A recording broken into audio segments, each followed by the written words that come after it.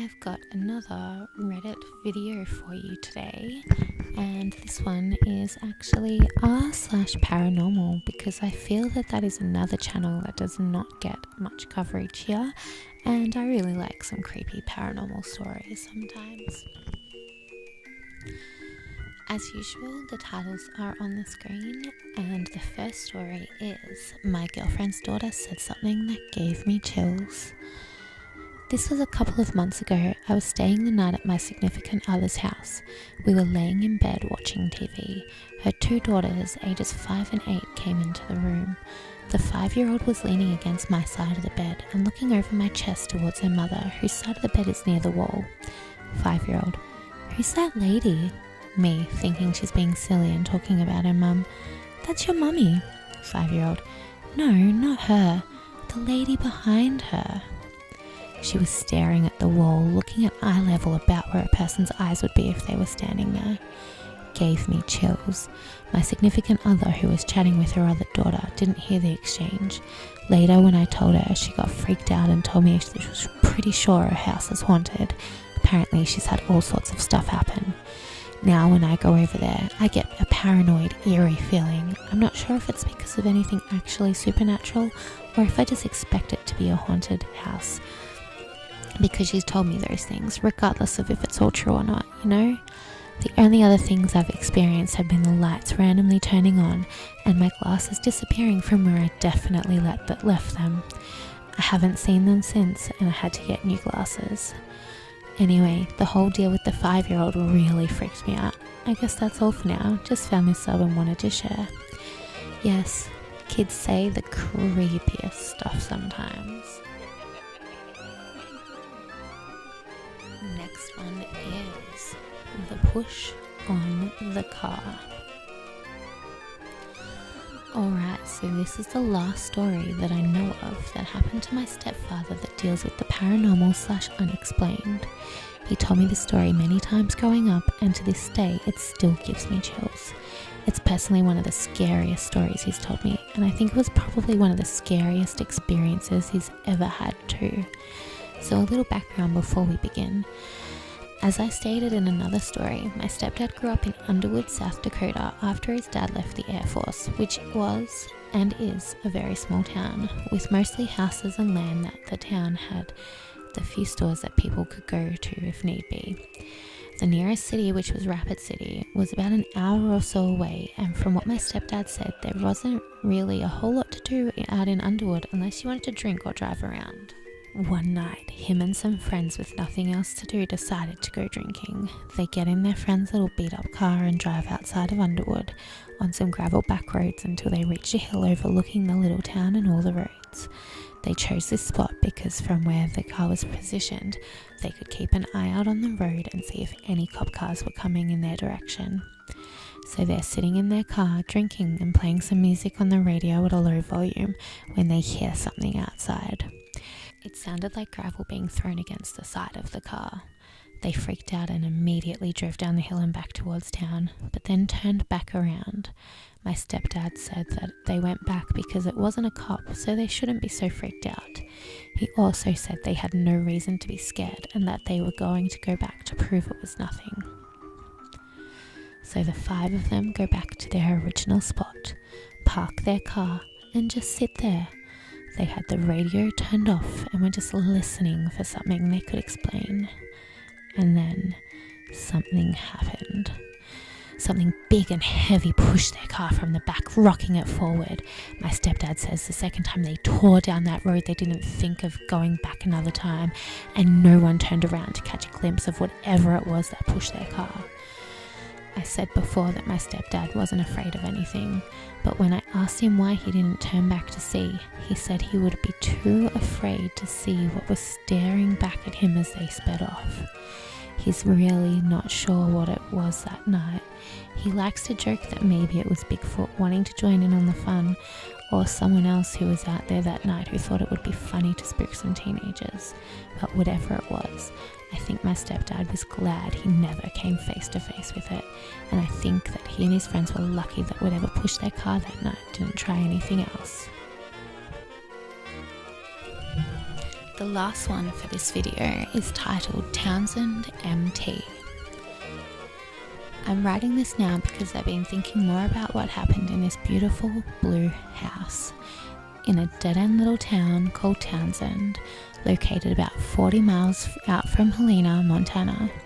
I remember the night that my family and I had all arrived. My father was driving in the moving truck with my brother and sister. I rode in with my mother as we had a rabbit, 2 cats, and my dog Kinji. Since I wasn't able to say anything to my siblings right away when the house came into view, I had no one except my mother to tell her about how I didn't like how the house felt. She wanted to know what I meant by that, and I told her that I felt like we, the whole family, don't belong in the house, that we're intruding and unwelcomed. My mother thinks I'm just making up things since it was a really long drive and trip, moving to this small town from Redding, California. The animals at this time were rather calm and didn't even seem bothered by the house, so I thought I might have been overreacting about having to move in at the very tail end of the school year. My siblings and I have spent spring break actually packing up everything to move out and never got to say goodbye to the very few people I got close to. Yeah, I was mad about this sudden move and argued with my dad to just wait a couple more months when all 3 of us were in summer break instead. He stated I'm being unreasonable and that spring break is the perfect time to move.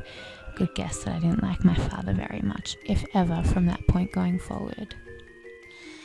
We had the entire upper floor for ourselves, a small add-on apartment with a kitchen, bedroom, bathroom and living room.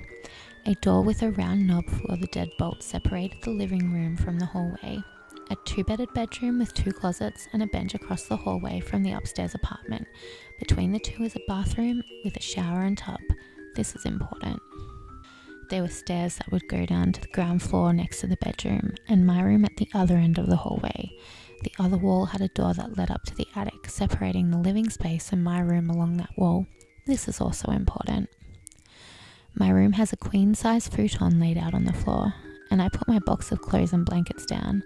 It was really late, and dinner was calling to me. So far, everything seems going great, and I'm soon forgetting my first reaction about the place as I get myself ready for bed and to pass out for the night. I took my dog into my room, getting her used to sleeping in the same room with me. My room was actually pretty big. 2 windows, one faced the front yard and the other faced the neighbour's house. Next to each room was a closet with a door. The futon was set up under the window facing the front yard, next to what I would soon call the demonic closet. I really didn't feel comfortable having my back to this particular closet and would sleep with my face facing the closed door. I don't remember passing out or when my dog had moved, but I heard her growling. Kinji only growled this aggressively when there was an intruder.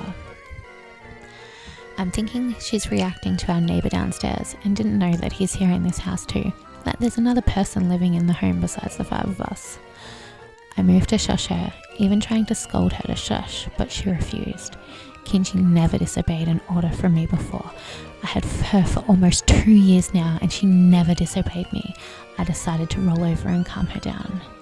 I stopped. Standing in front of the closed closet door next to the window was a woman.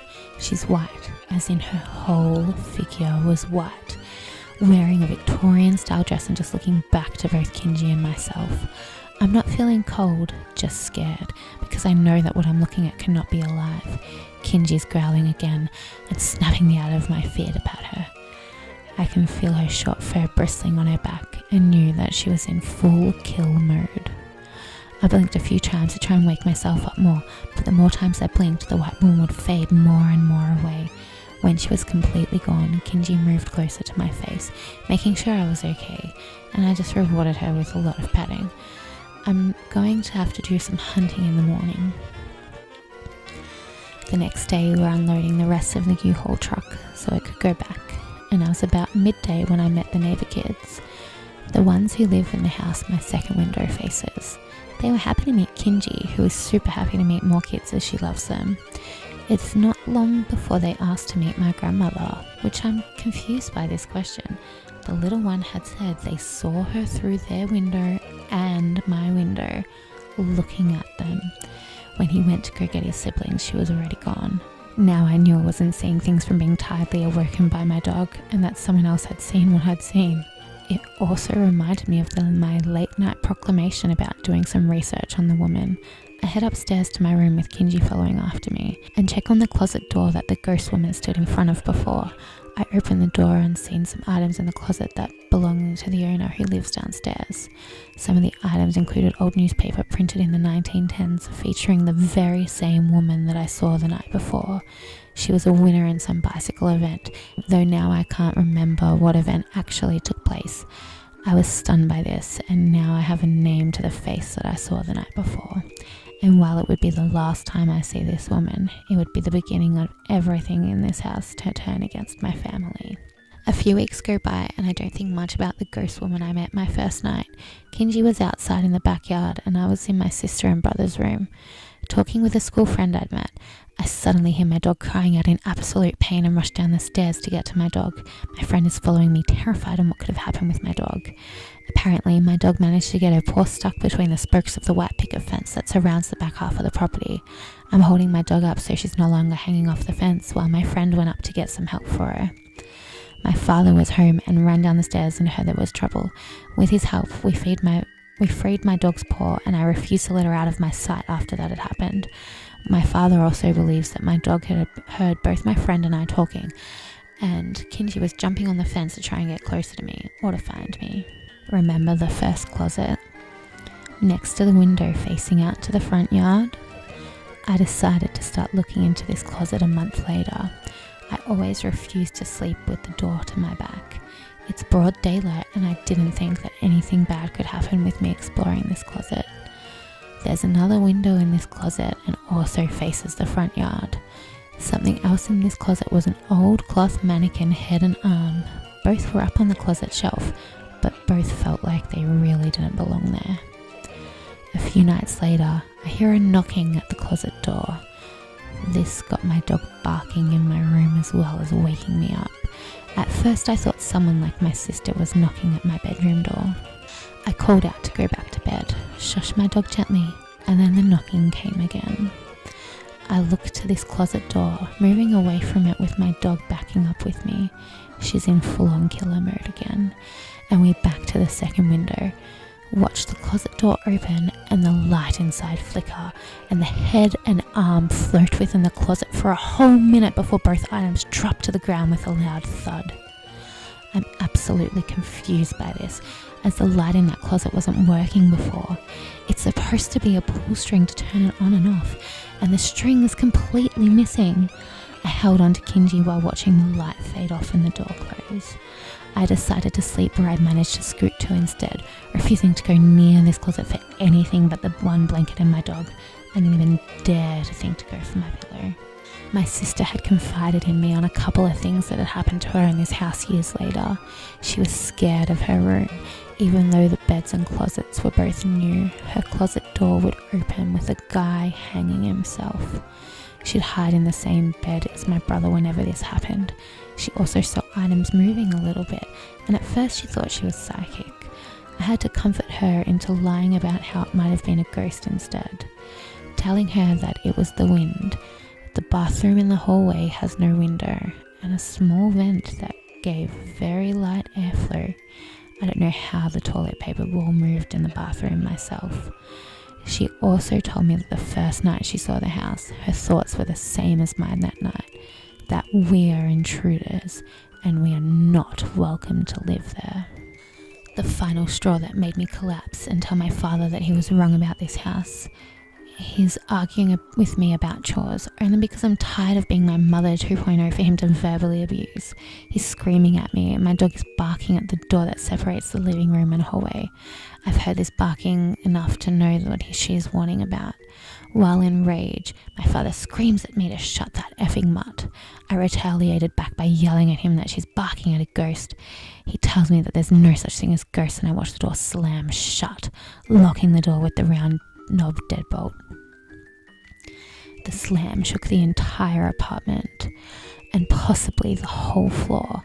My dad scoffs and blames it on the wind. There are 3 large windows in the living room and all face out to the neighbour's house, but none of them was open. I also don't think the wind could lock a deadbolt. 2 weeks after this, my father decided that we should all move to a house much less haunted, over 100 miles away from Townsend. We also moved in the summertime, as he believes me now when moving is in the summer. Found out that 3 years later, part of the ceiling for that place collapsed with my sister under it. The whole building was condemned and both my father and sister had to relocate somewhere else in the city. If you guys want to go look for this house, I don't know if it's still standing or not. Townsend is a small town with 1 gas station, 1 ice cream parlour that doubles as a late night bar, 1 grocery store that also sells fried foods, and 1 school that functions from pre-K to 12. As small as this town is, I don't want to give away the address in case there is a house still standing and that there are residents living in the house or not. Please don't ask me to look for it for you or give you the address. I'm a little bit confused about when did the roof collapse? Did the roof collapse while you were still there, or did that collapse through? I don't really understand that bit, but that was another r/paranormal. Let me know if you like that and if you have any other Reddits that you feel aren't getting the attention that they deserve. I'm happy to cover whatever Reddits you like. Also, let me know if you prefer the day or night view better, because I'd be happy to take the screenshots in whichever mode suits you guys best. That's it for now. If you liked that video, please hit that like button, and if you are new or haven't done it yet, please hit that subscribe button, and I'll see you in the next one. Bye!